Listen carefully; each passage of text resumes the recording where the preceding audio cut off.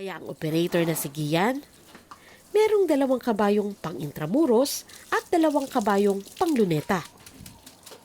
Bali, bata pa lang po kasi ako, sumasama na ako sa lolo ko hanggang sa nahilig na rin po ako sa kabayo, hanggang sa pinag-improve na rin po namin yung pagiging magkakabayo.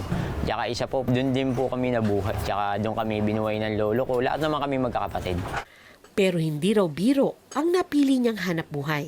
Totoo lang po, dahil mahirap mag-asikaso po ng kabayo, kailangan po talaga may mga katulong kami. Eh buti na lang po, marami kaming mga kaibigan dahil sila rin po yung mga may hilig sa kabayo, sinasamahan kami. Nasisipon sila, kagaya po niya, iniuubo. Ubo yan. Bibigyan namin antibiotic yan pagka nakabili kami ng antibiotic.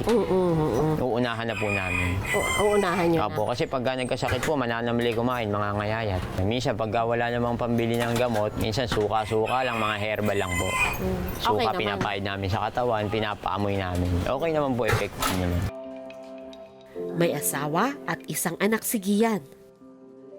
Hindi raw siya sigurado na maipapasa niya sa anak ang kanilang kabuhayan, bagamat ngayon pa lang nawiwili na ito sa pagsakay kay Perla. Si Gian naman, may kinatutuwaan ding kabayo. Ang bida ng grupo na si Senyorito. Bukod daw kasi sa kaputian nito, makisig at maamo rin si Senyorito, kaya in demand ito sa mga kasal at libing. Bali, ang gustong-gusto ko po dyan yung puting-puti po si Senyorito. Kasi po yun talagang hindi namin siya pinang-work sa araw-araw. Talagang pag may event lang po siya. Kasi napakahirap pong humanap ng puti na mabait sa mga pang-arkila po. Ganun. Masasabi bang masarap ang buhay ni Senyorito? Opo, kasi po pag may Senyorito lang po siya. Kaya pag may ulan kanina, kung wala lang pong ulan, binyahe ko siya. Ibabiyahe ko po sana siya. Kaya lang umuulan, ayoko rin po siyang masyadong ibabad sa ulan. 12 years old na si Senyorito. Sinasabing papunta na sila sa pagtanda sa edad na 15 hanggang 18. Dahil ang lifespan daw ng kabayo nasa 25 hanggang 30 years na. Pero sa hanap buhay tulad ng kay Gian, hindi pwede ang kabayong mahina ang katawan.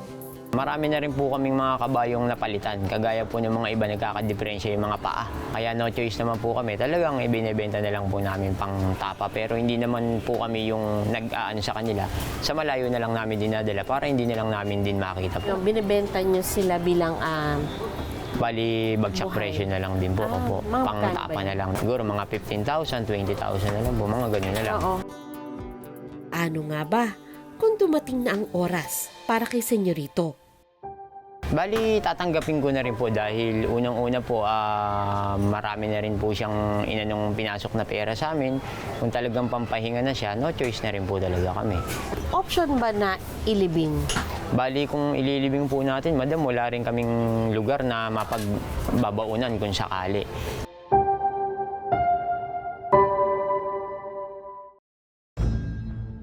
Mga kabayong tila walang kamuang-muang sa kanilang sasapitin. Minsan ang nakuna ng eyewitness ang pagkatay ng kabayo sa isang slaughterhouse. Mabilis ang proseso para hindi maghirap ang kabayo, pero mahirap pa rin kalimutan. Sa rules and regulation ng Department of Agriculture, maaring patayin ang kabayo sa pamamagitan ng euthanasia o injection o paggamit ng captive bolt stunner at baril. Dapat may sapat na training ang gumagawa nito. Sa videong ito na nakuhanan kamakailan, makikitang marahas pa rin ang pagkatay ng kabayo. At kung minsan, kanya-kanyang katay na lang.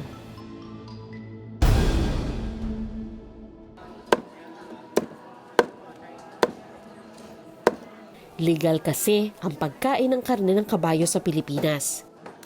Kaya mabibili pa rin ito sa ilang lugar gaya ng Concepcion Market sa Malabon. Kilala rin ang Malabon sa masarap na tapang kabayo.